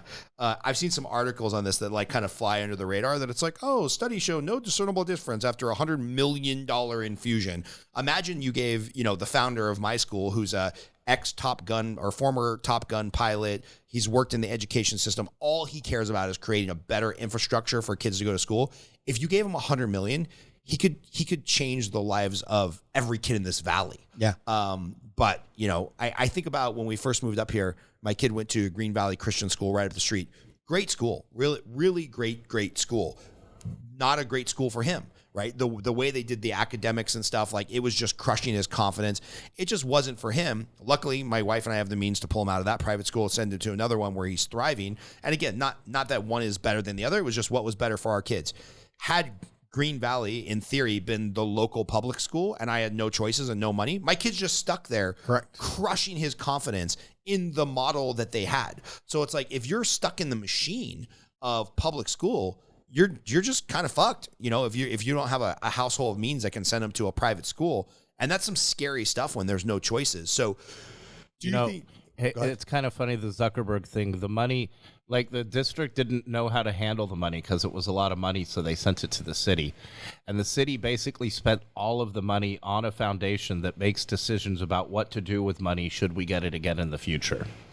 Unbelievable. Literally pissed away $100 million fucking dollars. Government at its best. Yeah. You know how they say... Listen, what was literally just got soaked up. Yeah. What was the budget excess that Newsom had during COVID? Oh, it was crazy. It was for the first time they were running a surplus. Check out what the surplus was in 2020 or 2021, because they were funneling all of those federal funds. Correct. And yeah, they went from something I don't know what the numbers were, a $400 million surplus. $97.5 billion. $97.5 billion. And what's $97.5 billion surplus? And what's the deficit now? What's the deficit now? Hold on. I'm reading an article from a website called calmatters.org. Oh, yeah. That's definitely a conservative. I've read that website a lot. Definitely a right-wing think tank, but doesn't mean they're wrong. But yeah, I remember there was a huge number surplus in 2020. And then by this calendar year, there's a massive deficit. $25 billion this year. Yeah. So they went from a $97 billion surplus in the California state budget to a $25 billion deficit in 36 months. Government only works if it spends money. Yeah. Oh, of course. Like government has to grow, right? It's like the funny thing is when people think, oh, corporations are so evil, they're always just worried about the bottom line and growing. I'm like, government is no different. Show me there's nothing more permanent than a temporary government program, right? I've actually read about this before, and surpluses are usually determined right after taxes are due. But California delayed its tax day to October this year, so their excuse is that, well, that number's weird because we haven't gotten everybody's tax returns yet. But when we do, we're sure it's going to be normal. I remember reading that talking point. We make a calendar reminder for like October 30th for us to look, because I would be willing to bet what they'll find is more wealthy people moved out of the state than they thought, and they're probably worse off because they've got some projection model or whatever. And I bet you we'll find out late October. It'll kind of fly under the radar of a story. It'll be like, oh no, the $25 billion deficit was actually $37 billion because it turns out we lost way more companies and millionaires and billionaires than we thought we were going to. Well, and you'd have to consider that large companies, they owe federal taxes, so I feel like most of them probably already did their taxes, you know? Yeah, right, like, right. Yeah. Who's waiting till October? A lot of businesses wait till October. I'll raise my hand. You'll raise my hand. I'm waiting. Like, all of us are actually waiting. So I'll give them the benefit of the doubt, but I have a feeling around October 30th when we check in on that and the number gets revised, it'll be revised way, way, way higher on the deficit side. That's my suspicion. And this, ironically, will be coming out right around that time. So somebody who's listening to this can fact check me on the California state deficit or surplus. So I think education's it's got to be talked more about, right? Is it micro schools? Is it different school years? Is it different programming? Is it what do you do with certain kids that are more creatives? I mean, I've got friends that have learning disabilities, and they've moved, their kids have the same disability, and they move out of state because our school system is not set up for dyslexia, right? So right. One big political guy, Sig Rogish, won a lawsuit against Clark County School District because they were supposed to provide services, couldn't do it, and he had to move outside of the state to do it. So I think that other people need to get involved instead of just sending their kids to private school. And I have nothing wrong because our kids are going to go to private school and middle school, right? And we just made a decision last week to stay in Vegas. Yeah. I've been thinking of like, okay, where else are we going to go? Is there somewhere else for us to go? Should we move somewhere else? Is it Nashville? Is it Dallas? Is it Scottsdale? Right? So there's, and just within the last 2 weeks, my wife's like, the devil you know. Right. Is better than the devil you don't know. And the voice for myself and kids that look like me and had similar backgrounds like me, I'm going to start speaking more for them. Yeah, I love that, man. I love that. Hence the reason the PAC got started. Tell me about the Thunderbolt, by the way. For those that aren't watching this, you got a bunch of Thunderbolts on your shirt, and then you got a matching Thunderbolt tattoo on your wrist. Man, it's just my love for being able to see something before you hear it coming, right? Just lightning, energy, that source that is out there that you see that's captivating for me just to get started. I love that. That's awesome, man. So what if you could fast forward 5 or 10 years? I think I know where it's going to go. But if you could fast forward 5 or 10 years, and the PAC is really doing great things, what would you envision it either as, a size of donations or a quality of candidate or some policy that you guys have helped, change and enact? If things are just firing in all cylinders or 5 or 10 years, what do you see the PAC doing, or what do you see the outcome being? Couple of million, right? As far as fundraising yearly. I think that we have people involved, whether it's husbands or wives, at the school board process, at the Clark County Commission process. I think you see successful business people who want to do their period in politics to help instead of making politics a career.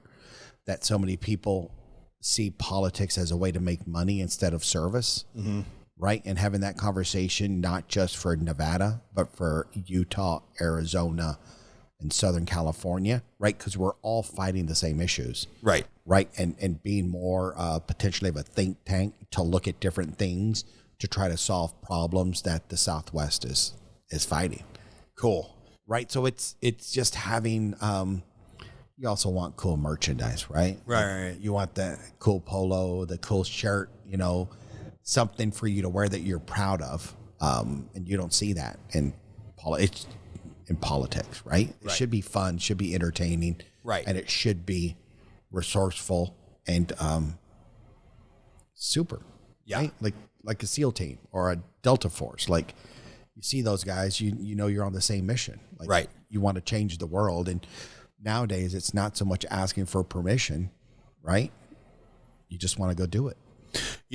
I'm biased in the sense that, like, born and raised in Southern California, and even, Las Vegas is more liberal, progressive, whatnot.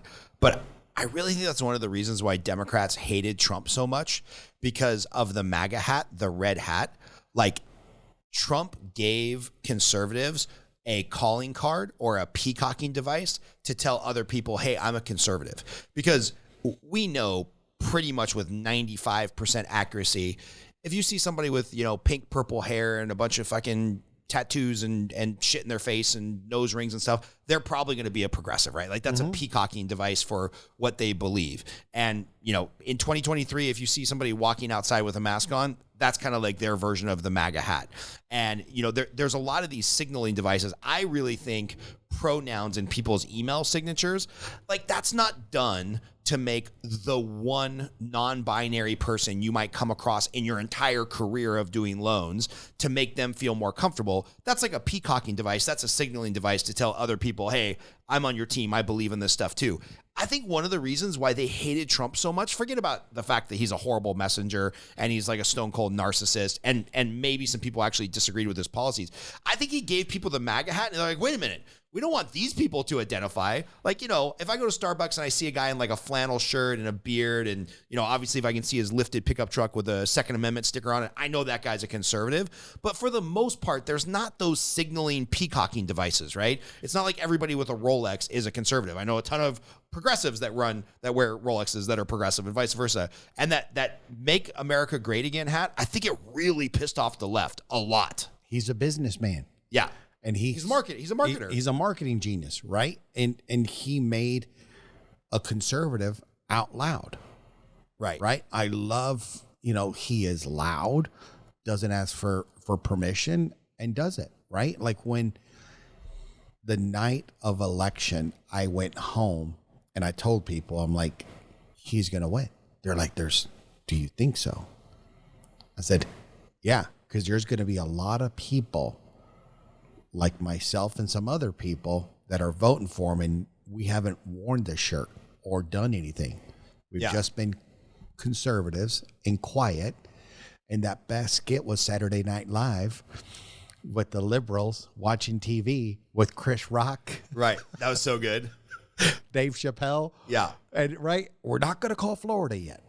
We're not going to call Pennsylvania yet. Right. And then at 3:00 in the morning, he wins. And they're both, Chris Rock and Dave Chappelle are eating popcorn. They're like, they're surprised. Yeah. That was pretty funny.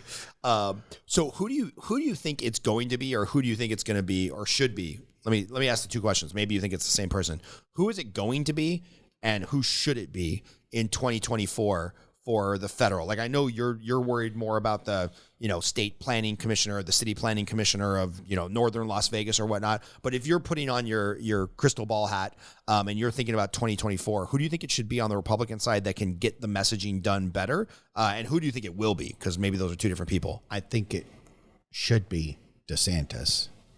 I think it will be Trump. Yeah, I kind of agree with you. And then I look at, I have a lot of sports analogies, right? Like, and politics. Once you've gotten that taste, Trump, I can see it. It's intoxicating. Yeah. And he should probably bow out and allow a younger guy to come in. But ego. Yeah. His ego's a bitch. Won't allow it.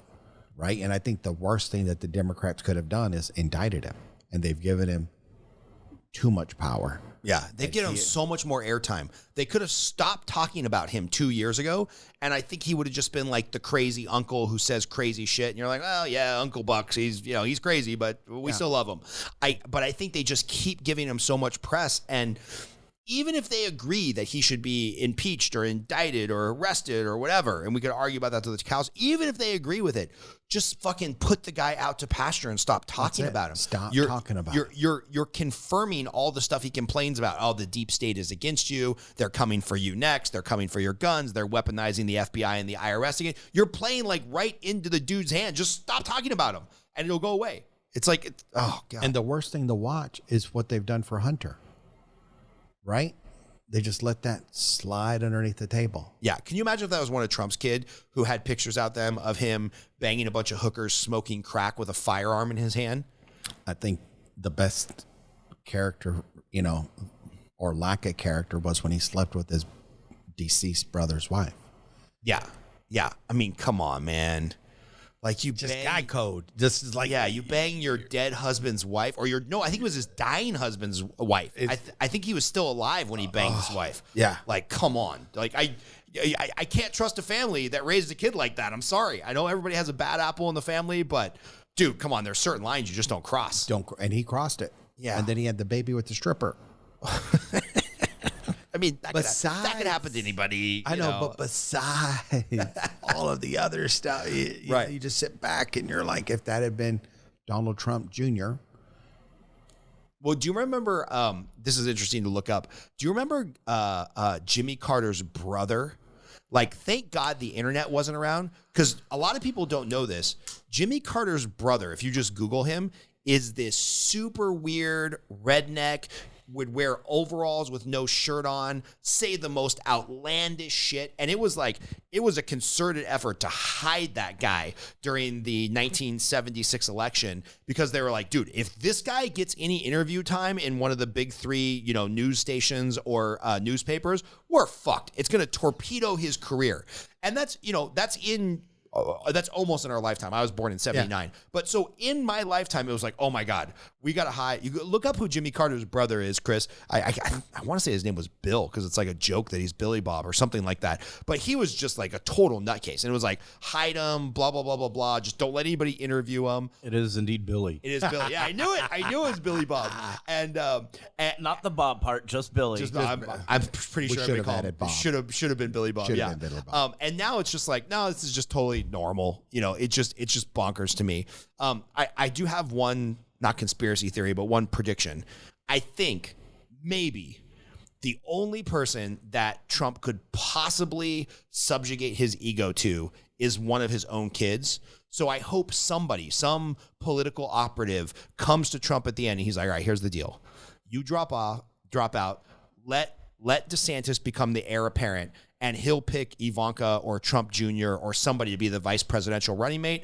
DeSantis will do his 8 years, and then your kid will be the heir apparent. Like you'll be the rainmaker, the kingmaker. If you drop out right now, your kid will be president in 8 years. Whether that happens or not. I hope somebody gets them to that and they make that plan, because I think if you took DeSantis, people are like, okay, he's level-headed. The vice president doesn't do a whole lot, but then there was a Trump on the ticket. A lot of the like hardcore Trump fans would still come out and vote in mass. That's what I think could work out. But maybe I'm being too optimistic about the person that Trump is. And would you go for Junior or Ivanka? Probably Ivanka. I agree. Like she has more of the business chops. Like Junior's pretty well spoken. He can handle himself in a crowd. He's got that like marketing political savvy. But Ivanka's she's the businesswoman in the family. Yeah. So I would like her better. And she's not so hard on the eyes. Like, Tulsi Gabbard. I would have voted for her for her politics, but also not bad seeing her at a press conference all the time. See, now we're going to get called chauvinist by anybody who's gotten this far. So this will probably be one of your better podcasts. I think it's going to get blown up. I think we'll do good. It'll be good for fundraising. Perfect. Yeah. So talk about that, because, just like you got to lead generate on real estate, now you got to lead generate for donations. And I will tell you, having a little tiny taste of this, I had to raise about $25,000 for an event that I hosted at UNLV, where we had 30 kids come in. They got a scholarship for attending this one-day thing. We did basically a men's roundtable of like, here's how you think about financing. Here's how you think about networking. Let's do some jiu-jitsu together. It was an awesome event. But I was stressed out of my fucking mind trying to raise this money. And it turns out, even though I'm the guy who always opens my checkbook for everybody else, I'm always the guy that buys the school shit from other people's kids. I'm always the guy that donates $100 to any one of my realtors, pet project or fund or something they're trying to raise for. I'm always that guy. Trying to pull donations out of people was worse than lead generating for more. I'd rather go cold call 1,000 realtors than try to raise money. I ended up just stroking a check for, I think, a total of $15,000 or something to cover the event, because I'm like, I can't keep bugging people to raise money. So how are you lead generating for the PAC to raise funds? Grassroots, right? I believe that there is that message, and Cigars and Conversation is turning into that. Okay. Right, where it's business people that want to get involved, business people that enjoy smoking cigars, don't know how to get involved, and then looking at people that have recently moved from California who are being vocal about their dislike of California politics. Yeah, we don't want this to become the same place. Correct. Right, so it's finding those people and then starting that grassroots effort to grow it to be a machine. I love it. So it is a Dean Cain, right? Like there are a lot of people. Wait, Dean Cain, Superman? He just moved here. Oh, he did. Oh, I love Superman.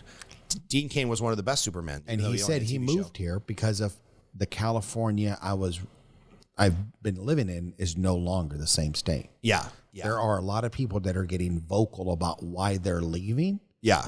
And it's just finding those people. And like I said earlier, we need leaders. And it's just saying a little bit out there for people that are looking in that space to say, hey, we need to help you. Yeah. What can we do? And by the way, I don't think everybody has to be out there on their political views. Like, most people don't even understand my political views as a libertarian. Sometimes I don't understand my political views as a libertarian. But what frustrates me is when people who have basically fuck you money, right? Like, let's take Mark Wahlberg. If I had fuck you money and I could live anywhere in the world, I might still choose to live in California, on the beach, enclave, gated community, private security. I've got none of the concerns about being in California if I'm super, super wealthy, right? I can do public school, or I can do private schools, I can do private tutors. My kids will be well taken care of. If I have fuck you, big boy, $100 million money, I might still live in California, like in Solano Beach or Santa Barbara or something like that. So when Mark Wahlberg is like, oh, I moved here to Vegas where it's 110 degrees and there's a lot of nefarious influences via the Strip.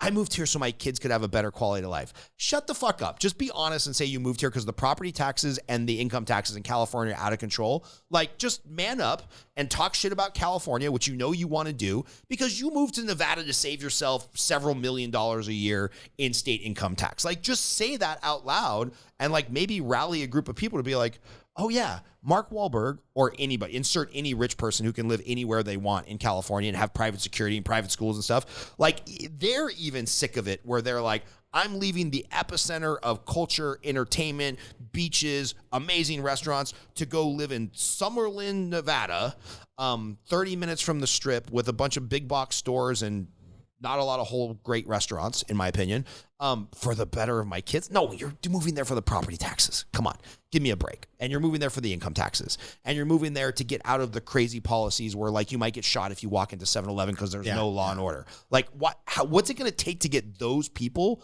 even if they lean far left, which is fine, how are you going to get those people to speak up and not be quiet? I don't know if they will. They're just...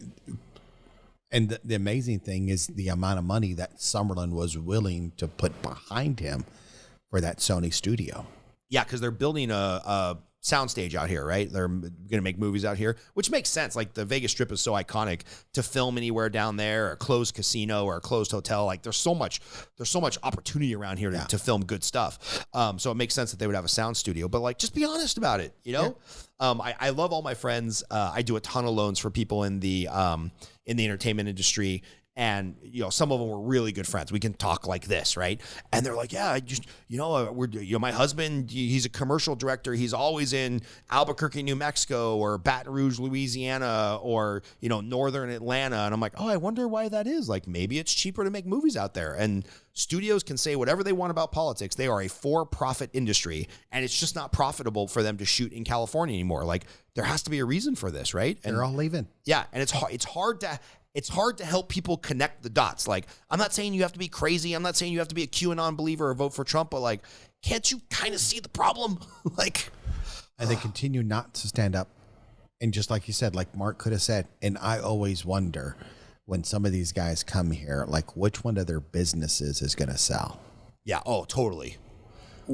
You know, is it going to be F45? Is it going to be that tequila company? Is it going to be municipal that has really exploded? Yeah. In the last 8 months, like something, he is planning a windfall of some sort. Yeah. To move his kid in high school to come out to Bishop Gorman. Yeah, yeah. I talked to somebody, and I won't use any names or products, but I know somebody that has a SaaS business, software as a service, and he started posting some stuff about living down in Florida. I called him. I'm like, hey, so when are you selling the company? He's like, what? I'm like, nobody who's born and raised in New York, lives in Manhattan, nobody moves from there to Florida randomly unless they're going to sell their company. And he's like, yeah, I'm doing a 57% exit, blah, blah, blah, blah, blah. We're starting to set it up. It's going to close in 18 months. I'm like, oh, yeah, you just didn't want to pay that New York state tax plus Manhattan Island tax plus whatever other tax and stuff. Like, yeah, you deserve to keep your money if you built this massive business that you already pay taxes on. You employ hundreds of people. You pay payroll taxes on them. You pay more taxes on this. You pay more taxes on that. And then when you sell your business, oh, you got to pay taxes on that. And then when you die and you leave it to your kids, you got to pay taxes on that. And he, you know, I don't know. I actually don't know where he falls politically because he's in his business. He's very neutral and he doesn't talk about this kind of stuff. But I knew as soon as I started seeing, you know, reels of him, you know, partying in Miami, I'm like, oh, when are you selling the business? He's like, how'd you know? I'm like, how do these people not know? Like, we're not dumb. Yeah. That's exactly where I would move there myself. Put something else on the calendar, Chris. A year from now, so this will be July of 2024, I'll have to look back and be like, what business did Mark Wahlberg sell that he didn't want to pay that 13% California state tax on the gain? Or I think now capital gains, they tax it like 15% or 20% or something. Yeah. Hey, look up the new capital gains tax, Chris, for in California. So sale of business would be long-term capital gains. I want to say that they did a tiered system where, like, if you're under a millionaire, you pay 15 or 20% in capital gains. And if you're like over, this is federal. It's like they tiered out the capital gains for federal. And then I think the state of California also tiered out capital gains where they take an extra 3%, 5%, 7%, 12%, something like that on capital gains. A quick Google search brings up 0% for people making under $40,400, 15% for $40,401 to $445,850, and then 20% above $445,851. That's the state of California or the Fed? No, that might be the state. It's an article from lajoya.com called Everything About California Capital Gains Tax. Yeah, so now if Mark Wahlberg sells his company for $100 million profit and he stayed in California, he would pay $20 million to the state of California. And Nevada has no state income tax. Can you look to see if Nevada charges capital gains tax? I'm sure you already did. You get an extra 30. Chris, where'd you go? Chris's mic just died. I could hear it die. Hi.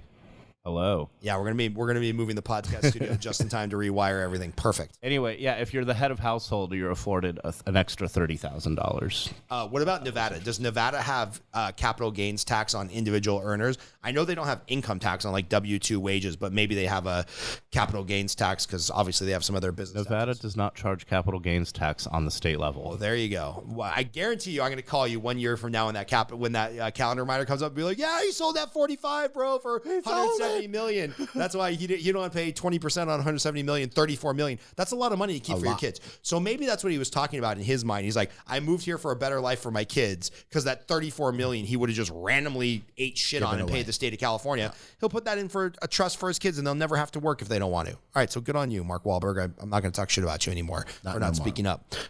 What else did we forget to talk about? Like, you're such a diverse guy, man, and like what you're doing, what you're accomplishing, the stuff you're doing. Like, what's the question I forgot to ask? I think we talked about everything that's important right now, right? Real estate, cigars and conversation, politically involved, family, getting out more. right? It's just having that. I was having a conversation with a friend of mine who was Delta One operator, and in February, and he told me, he goes, "We need to be quiet, not silent." I'm like, what does that mean? I'm like, Tyler, what do you mean? What do you mean? Yeah. He goes, when we're silent, nobody knows what our opinions are.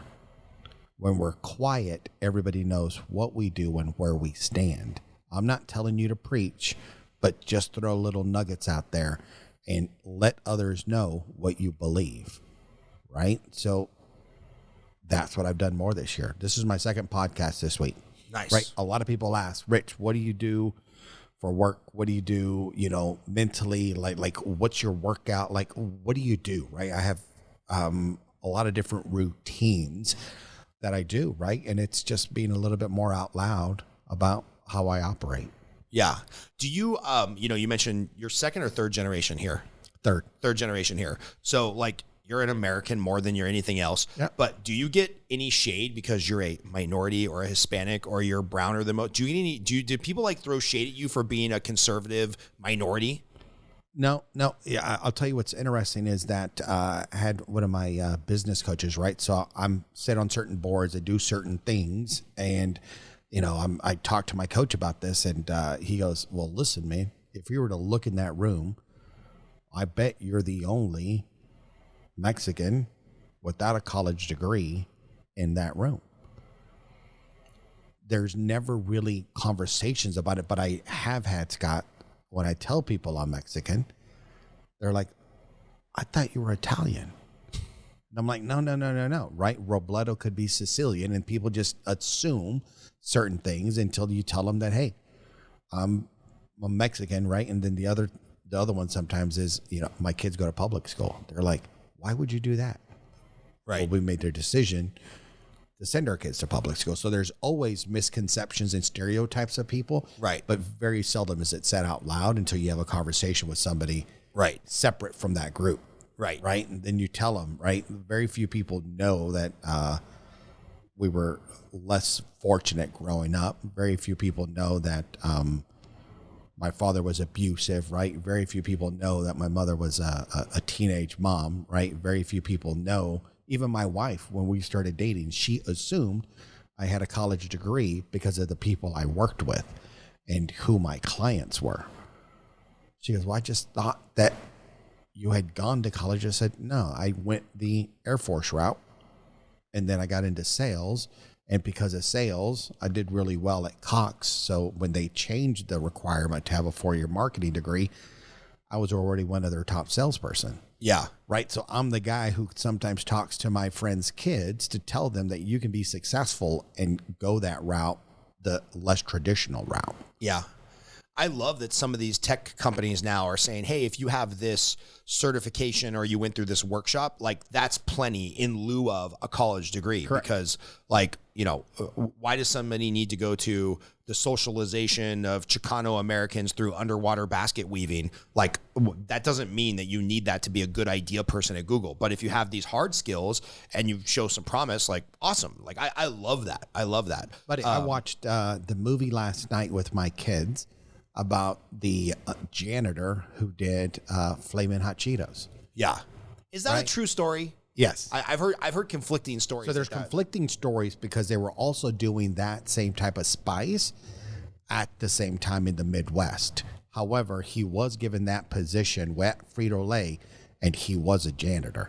He Awesome. was running the streets. He did have his high school sweetheart pregnant, and she told him, "You've got to change your life, not for me, but for your children that you're bringing into this world." He did have friends that were gangbangers, right? And he did call the CEO for Frito and tell him, "I have an idea," and presented in front of him and upset quite a few people, right? So 90% of it is true. Right. Right. Maybe a little embellished for the American Could story. be a little embellished for the American story, but Right. here's a guy who's, second generation, right? Started as a janitor and just started asking questions, right? And it was funny because some of the Mexicans he was working with told him, "We don't mix with those guys." There's the plant managers. There's, one of the guys told him, he goes, "There is hierarchy here. And Richard did not listen to him and started asking everybody questions. And then he figured out that they were going to shut his plant down. So he needed to do something to keep his plant alive. And then the CEO for Frito-Lay, who had a similar story, being in a small town in Minneapolis, right outside of Minneapolis, saying, I also was a visionary like you and knew I was not going to stay where I was. So he did run the Hispanic marketing for Frito-Lay to say, hey, we are a growing segment. We do want to buy stuff that we enjoy, and we do want to buy stuff made for us. And the guys with the college degrees were like, we don't know what those guys eat. We don't know what you Mexicans eat. We don't know what you guys eat. Like, so, you know, there was enough in it. That was a great example for my kids to see that everybody's different. Everybody's success is different, but everybody has a unique, special superpower. And it's us that we need to lean into that fear and do something uncomfortable to grow. I love that. I love that a lot. And your comment about like, oh, we don't actually know what those people do.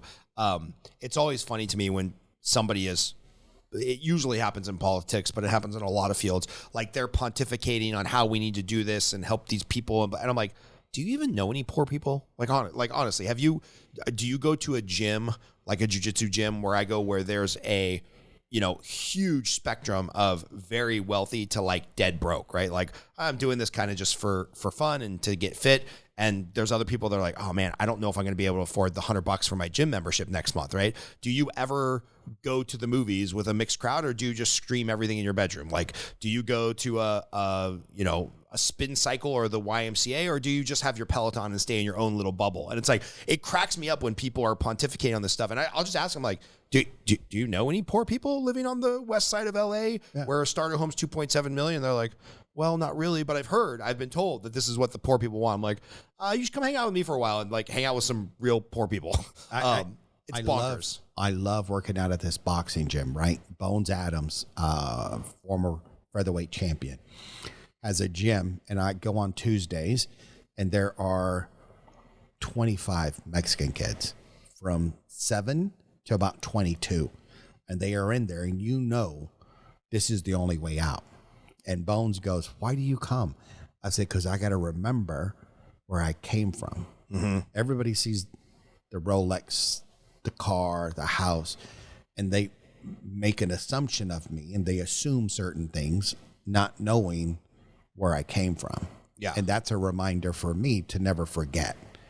Right. And I told my son, I'm like, you're going to work out with me. You're going to come in, you're going to hit these mitts, because you have options that you need to take advantage of, because some kids don't have options, and we're going to help some of these kids. Right. And you see these little, I see myself, right. And ecstatic to be there, and some are messing around, and, you know, some are serious, and you'll go into that gym and you can come work out with me one day, but you've got Stitch Duran will stop by, Sugar Shane Mosley. I mean, you've got some hitters that still come to that gym for that energy. Yeah. Sugar Shane Mosley and Ike Corte were a couple of my favorite boxers in like the late 90s, early 2000s. And I think both of them, probably more Corte than Sugar Shane. I think both of them beat De La Hoya, and De La Hoya got the bullshit decision. That might upset you as a Hispanic, but another stereotype. You must, and it does. Of course you love De La Hoya. I've never met a Mexican who doesn't worship De La Hoya ever. It's like love him. It's like ubiquitous. So that's pretty funny. But you know, you said something there that I think matters, is like you're taking your kid weekly to box and understand the privilege that he has because of what you've worked so hard for, and to actually make friends with these people, right? It cracks me up when I'll just say people take their kid once a year to the soup kitchen around Christmas to get the Instagram of like, we care, we're giving back. It's like, well, would you actually ever be friends with any of those people? Yeah. Would you ever sit down outside of the soup kitchen and have a meal with them and like see what's actually going on with them? I remember I was dating this girl one time. She was much younger than me, and she was going to Long Beach State. I was living down in Long Beach, and I don't know. We walked out of a 7-Eleven, and there was a dude who was holding a cardboard sign. I'm a veteran. It so happened. I don't know if he was bullshitting or if it was fate or whatnot. He was a vet of the Big Red 1, 1st Battalion, 34th Infantry. That was the same unit that I was in, and he put that on the cardboard thing, like, "Hey, I'm a veteran of blah blah blah blah blah. Any help is appreciated." So I walked back in 7-Eleven, bought a fuck ton of groceries, went out, and I was like, "Hey man, like I have a policy. I don't give anybody money, but if you're really struggling, here's a couple grocery bags." And at the time, the girl that I was dating, who's become much more conservative as she's gotten older and has a real job and interacts with society, but she was pretty liberal in college, and she was dumbfounded. And all night she was asking me questions about, "Well, why'd you do that? Like, aren't you a conservative? Aren't you a Republican? Aren't you a libertarian? Like, why would you help that guy?" I'm like, dude, I'm all about helping somebody who's down and out. I'm not going to give him cash because I don't know whether it's going to go to drugs or alcohol or whatnot. But like, how do you have this in your mind that conservative equals bad? Like, you looked at me like I wouldn't piss on that guy if he was on fire. And that's really how you think of people that are more right-leaning. Like, she just assumed all the charity in the world came from people that, went to her college. And then as she got older, she's like, "Oh yeah, I know all the loudest people at my college that I went to school with. They won't do shit for anybody." And she's brought this up, actually. She's like, "You kind of taught me in that just date that where moment. We stopped into 7-Eleven in that moment, that like, oh, there's a lot of people that are compassionate that maybe disagree with me politically." And now she's like a staunch conservative. So that's a win. I was on the board for the Salvation Army, and the captain that was here, she goes, "We believe in a hand up, not a handout. Let's give people the tools to support themselves. Yeah. We're not here to make people dependent on our need. If they're dependent on our need, we have failed as leaders." Yeah. Right. And it's same thing. We will give money to people to help them, and it'll be more than what should be given. Right. And in that movie, I'm going to go back. It shows Richard and his wife walking out of a restaurant. And when he's walking out, the busser, he gives a tip to. The waiter that didn't wait on him, he gives a tip to. The valet driver who brought his car around gives him a tip. He goes, "Because we are more than just what our job is. Yeah. We're humans." Yeah, that's good stuff. And during COVID, we gave, you give tips, right? And when some of these workers had not been working and they're struggling, we're at Porta Subs, and I gave this lady a very nice tip. And she walks, she didn't notice it until I walked out of Porta Subs, right? And she came out and she gave me a hug. And she, my son goes, "Dad, what was that for?" She goes, "She just wanted to say thank you." He goes, "Well, what'd you do?" I said, "I just helped her. You give a little bit more if you have more." Yeah. Right? He goes, "That's just what we're supposed to do, Sebastian." And he is like, "Okay." And I think people forget that just because if you are conservative, that we're good people, we just don't tell everybody. Yeah. Because it's expected. Yeah, I just don't want the government to take my money and then go try to give that lady more money, because they're going to fuck it up and they're going to eat up 50% of it in the mix with the bureaucracy. I rather just give her the money. And I did the same thing. One of the bigger political fights I ever got in on social media is when COVID, I was like, "Hey, if you're going out, blah, blah, blah, blah, blah, tip, give your waitress $100. They're serving 1/5 the number of tables because they're trying to arrange something outside. Like, do what you can." Oh, I just got flamed. "Oh, you're encouraging people to go out. You want my grandmother to die, blah, blah, blah." No, I'm just saying, if you have the means, be nice. Just be nice. Like, just give a little extra. Yeah. And that was attacked. And I'm like, Jesus, man, you just can't win with these people. You can't. Jimmy Rex, a big real estate agent in Utah, would have dinners, and he asked everybody, give as much as you can. And he had some dinners where he was giving away $5,000, $10,000 to the servers. Mm-hmm. And she goes, "You take this and you make sure everybody gets a little bit, but the majority is yours, because you're not getting clients coming in." Right. He probably got flamed for going out. Yeah. Bonkers.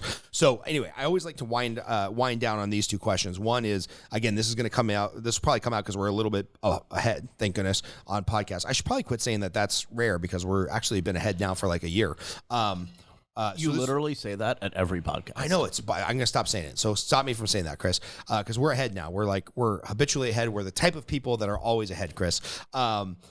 What are you looking forward to going into the second half of 2023? What are you excited about, either personally, professionally, with the PAC, with national politics, whatever? What are you most excited about? And then what's your favorite movie and why?